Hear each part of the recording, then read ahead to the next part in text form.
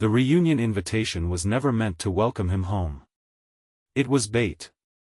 15 years after graduation, the classmates who had laughed at the poor single dad expected one last joke, one final humiliation in front of everyone. They imagined him arriving in faded clothes, embarrassed by life, carrying the weight of failure on his shoulders. But when the doors opened that sunny afternoon, the room fell into a silence so complete that even the music seemed to disappear.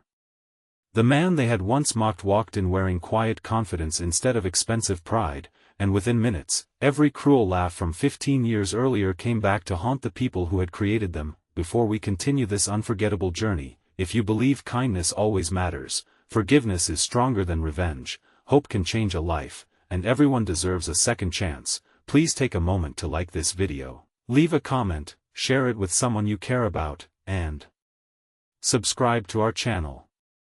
Your support helps our community continue sharing stories that remind us to never judge a person by where they begin. 15 years earlier, Rowan Mercer had crossed the graduation stage carrying far more than a diploma.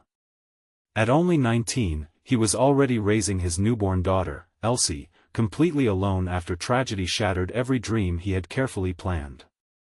His classmates saw only the worn-out jacket, the borrowed shoes, and the old pickup truck that coughed smoke every morning.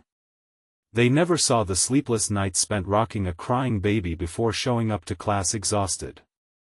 They never noticed the extra shifts washing dishes, unloading delivery trucks, or cleaning offices before sunrise. They simply decided he was the perfect target for endless jokes. The nickname, "Poor Single Dad," followed Rowan through every hallway. It appeared on locker notes, in whispered conversations, and in social media posts that collected hundreds of laughing reactions. The loudest voice among them belonged to Grant Holloway, the wealthy son of a successful real estate developer who believed money measured a person's worth. Grant delighted in reminding everyone that Rowan would never escape poverty because people like him were born to struggle. Every cruel comment earned applause from classmates too afraid to stand against the crowd. Only one student quietly refused to join them. Clara Whitmore never defended Rowan loudly enough to become a hero, but she never laughed either. Sometimes she left extra sandwiches where she knew Rowan would find them. Sometimes she distracted teachers so he could slip out early to pick up Elsie from daycare before late fees piled up.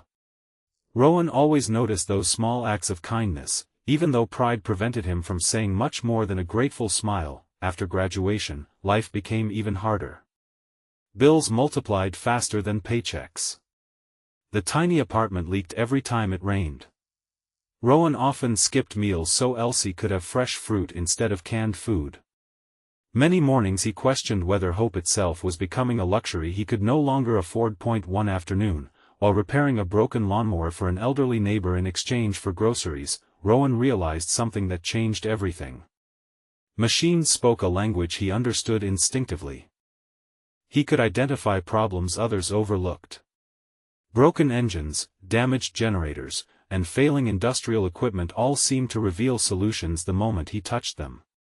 The neighbor introduced Rowan to a small manufacturing company desperate for someone who could reduce costly equipment failures. The pay wasn't remarkable, but Rowan approached every problem with relentless determination. While others repaired broken machines, he redesigned systems to prevent breakdowns entirely. He borrowed engineering textbooks from the public library after work and studied while Elsie colored beside him at the kitchen table. Sometimes she fell asleep with crayons in her tiny hands while Rowan continued reading until sunrise. Years passed beneath bright mornings filled with sacrifice instead of shortcuts. Promotions came slowly because Rowan never demanded recognition. He simply solved problems nobody else wanted to solve. Eventually he developed an innovative maintenance system that transformed productivity across multiple factories. Investors noticed. Executives noticed. More importantly, honest people noticed. When the aging owner decided to retire, everyone expected a corporate executive from another state to buy the company. Instead, the owner shocked everyone by offering Rowan a partnership based on trust rather than wealth. Rowan accepted only after insisting every employee keep their job with improved wages and better health care. 5 years later, the company had tripled in size. 10 years later, it had become one of the fastest-growing industrial technology firms in the country. Rowan Mercer, once mocked for being poor, had quietly become its CEO. Success never erased his memories. Every scholarship fund his company created honored struggling single parents. Every internship welcomed students who had been overlooked by others. Every employee received paid family leave because Rowan never forgot what it felt like to choose between earning a paycheck and caring for a child. Meanwhile, life had not unfolded as Grant Holloway expected. His father's fortune slowly disappeared through risky investments and arrogant decisions. Grant bounced between failed businesses, blaming everyone except himself. Although he carefully maintained the appearance of success online, mounting debt followed him everywhere. When someone suggested inviting Rowan to the 15-year reunion, Grant laughed harder than anyone. He searched old social media accounts, found outdated photos of Rowan working in greasy coveralls years before his success, and convinced several former classmates that Rowan would arrive looking defeated.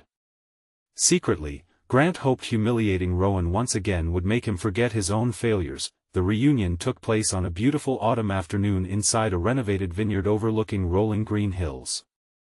Sunlight poured through enormous windows while former classmates exchanged stories about careers, marriages, children, and accomplishments.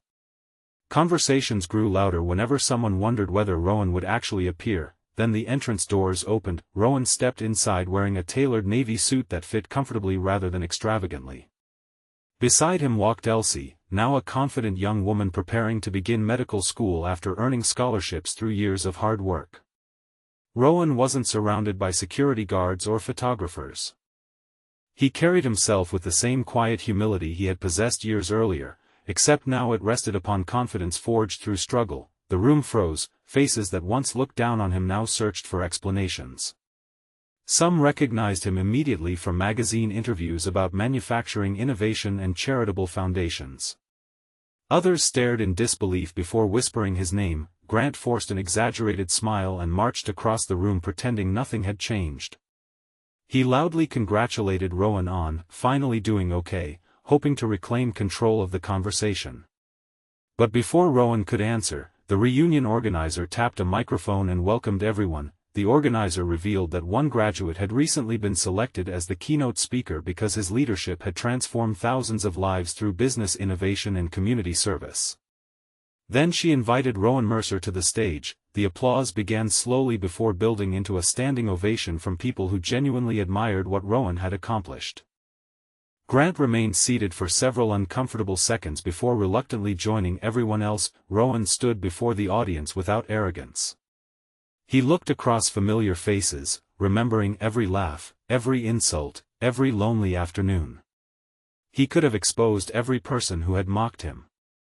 He could have listed every cruel memory and watched guilt spread across the room. Instead, he spoke about resilience. That he described how life sometimes hands impossible responsibilities to ordinary people. He explained that becoming a father before adulthood forced him to discover strength he never knew existed. He praised teachers who had quietly encouraged him and neighbors who had shared groceries when cupboards were empty.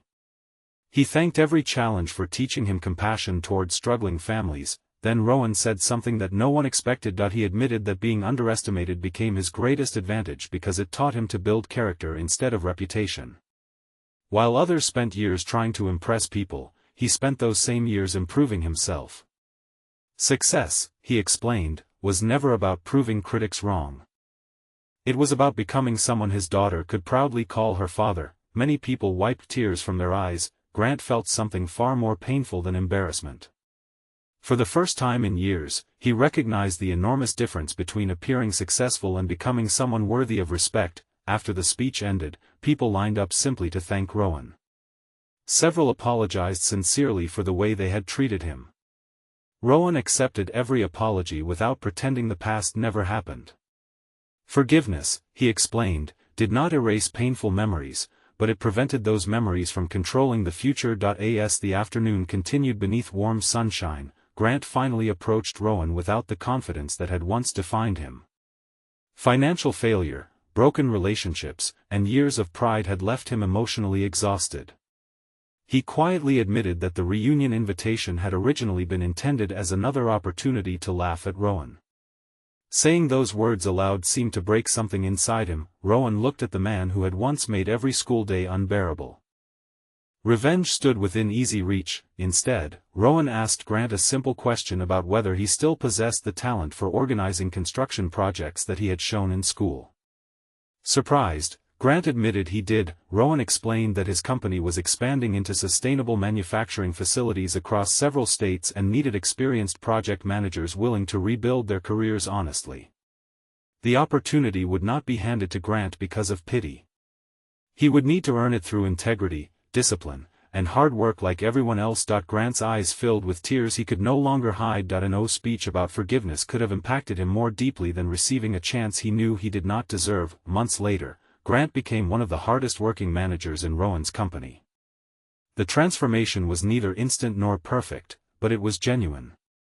Every success reminded him that someone he had once humiliated had chosen compassion over revenge. Clara also reconnected with Rowan during the reunion. She confessed that she had often wished she had defended him more courageously years ago. Rowan smiled warmly and reminded her that small acts of kindness had carried him through some of the darkest days of his life. The forgotten sandwiches, the quiet encouragement, and the simple moments of dignity had mattered far more than she realized. Sometimes changing a life doesn't require grand gestures.